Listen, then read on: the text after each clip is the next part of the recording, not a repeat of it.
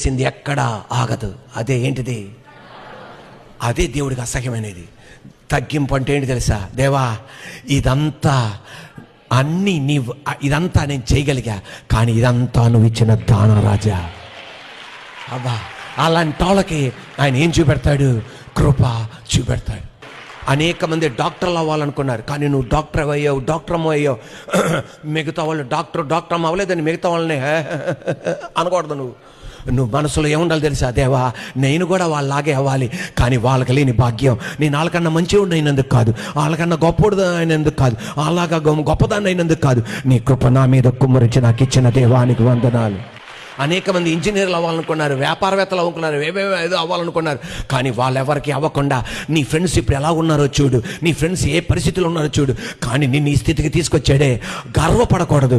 నాయన, ఇది నీ వల్ల జరిగింది రాజా, వాళ్ళకి లేని భాగ్యం నాకు ఇచ్చావు దేవా. ఈ రోజున అనేక మంది పాస్టర్లు ఉన్నారు. అందరూ దేవాది దేవుడు ఈ రోజున మనకి ఎంతమందిని దేవుడు నడిపిస్తున్నాడే, అది మన వల్ల జరిగింది కాదు, అది దేవుడి వలన జరిగింది. నాశనానికి ముందు ఏం నడుస్తుంది? గర్వం నడుస్తుంది. ఈ రోజున ఇంకొకరిని నువ్వు తక్కువగా చూస్తున్నావా, దానికి అర్థం నీ ముందల ఏం నడుస్తుంది? నాశనం నడుస్తుందని. మళ్ళీ చెప్తున్నాను, నీ ఫ్రెండ్ని నీకన్నా తక్కువగా చూస్తున్నావా, నీ ముందల ఏం నడుస్తుంది? నాశనం. తోటి మనిషిని తక్కువగా చూస్తున్నావా, నీ ముందల ఏం నడుస్తుంది? సృష్టికర్త చెప్తున్నాడు.